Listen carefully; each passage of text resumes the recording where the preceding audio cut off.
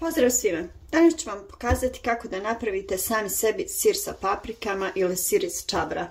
Znači jednostavno, lako, u kućnim uslovima, brzo bude gotov za nekih 3 dana ako ga držite negdje u kuhinji na toplom. Znači, zato će vam biti potrebno 1,5 sira, bijeli luk, crvenu papriku, žutu papriku i imam 100 g pavlake ili kajmaka. Ono što imate, to iskoristite. Znači, sve ćemo da stavimo u jednu veću posudu, ovaj sir.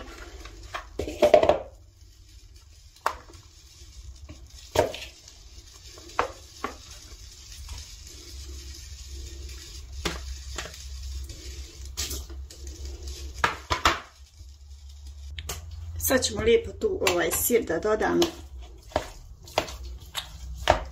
pavlaku ili kajmak.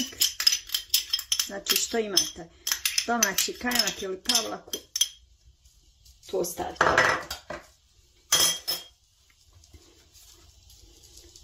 Stavit ćemo bijeli luk. Bijeli luk možete da dodate ili ne morate, znači do vas je. To je po vašoj želji i ukusu. Ako ne volite bijeli luk, ne morate da ga dodate.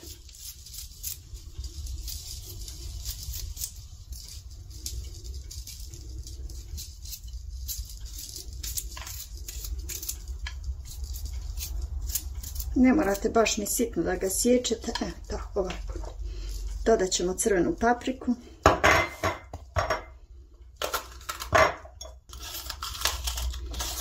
Kad pravite ovaj sir, najbitnije je da dodate papriku. Znači paprika mu da poseban ukus, miris. Bude baš onako lijep, pravi sir. Znači jednostavno se pravi, možete svi da napravite sebi.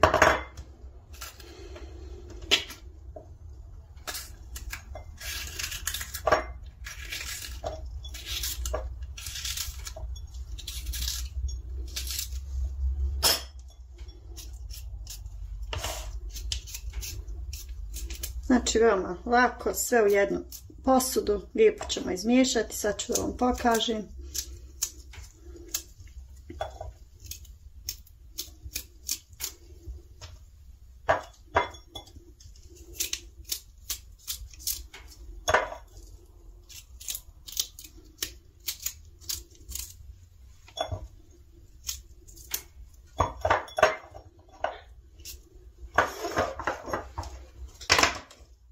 I znači da ne zaboravimo, dodat ćemo 2 kašike soli.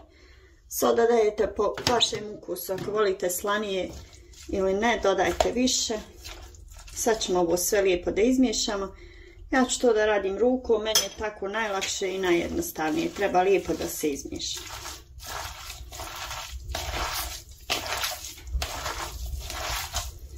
Znači sve lijepo izmiješajte da se svi sastojci lijepo sjedine i da se sir izmiješa lijepo sa ovim ukuha. Paprike već divno mirišu i bijeli luk.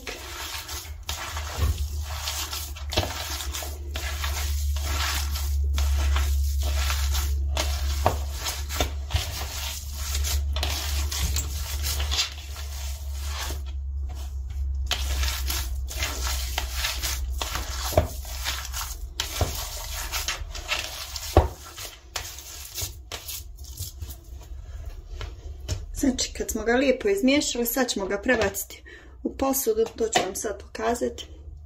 Znači sir ćemo prebaciti u ovu posudu.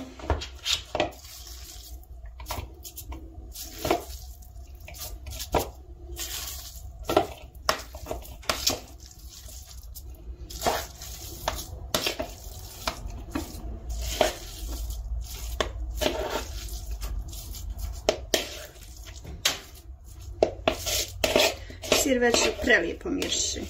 Znači ovaj sir bude gotov za 3 dana. Ostavit ćemo ga na kuhinji ovako da nam lijepo stoji na toplom.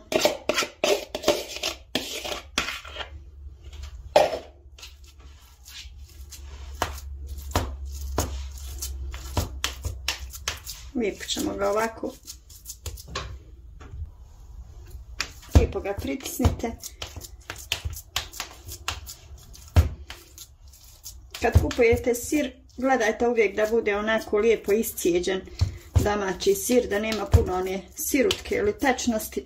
Sir će vam biti bolji kad ga pripremite. Bilo da ga sušite ili kiselite, znači uvijek je bolje da nema u njemu sirutke. Da bude malo više ocijeđen.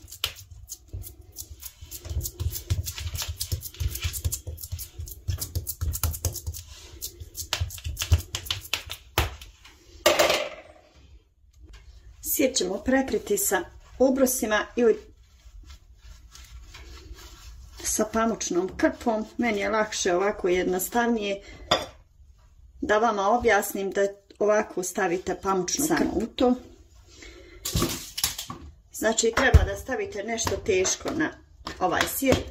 Evo ja ovdje imam kilogram šećera, evo ovako ću ga staviti i ostaviti. Znači 3 dana će nam biti potrebno.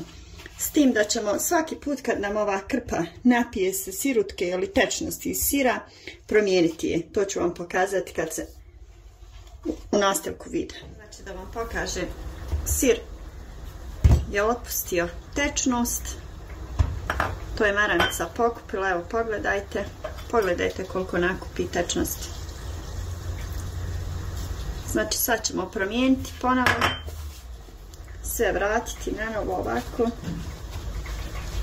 I tako 3 puta dnevno, znači promijenite ovu maramicu. Vratit ćemo ponovo sve ovako i ostaviti. I prošlo je neka 3 dana, moj sir iz čabra ili sir sa paprikama je gotov. Sad ću vam pokazati.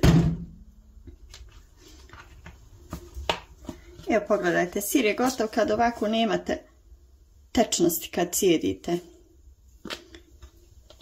Znači bilo mu je potrebno 3 dana.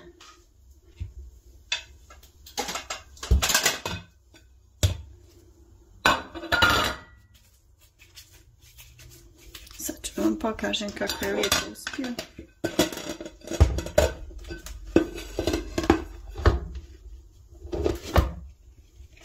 Pogledajte kako je lijepo. Miriše predivno, znači jednostavno se priprema, vrlo lako, možete ga svi napraviti sami sebi u kući. Jedino što ovaj sir morate staviti u hladnjak, znači u zamrzivač, ne možete ga čuvati dugo ovako u frižideru ili negdje, znači podijelite na dijelove u kesice male i u zamrzivač.